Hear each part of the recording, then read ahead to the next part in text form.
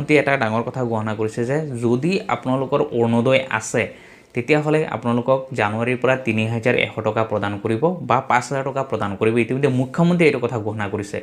আৰু বেংক একাউণ্টটো আপোনালোকে KYC কৰা।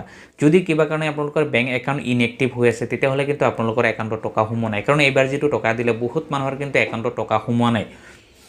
কিয় সোমোৱা নাই সেই বিষয়ে সব মুখ্যমন্ত্ৰীয়ে এই বিষয়ে উল্লেখ কৰিছিলে যে আপোনালোকে কি কৰিব লাগিব। আজি মই পুনৰবাৰ আপোনালোকক কৈ আছোঁ যে আপোনালোকে কি কৰিব লাগে। ১ নম্বৰ হৈছে KYC।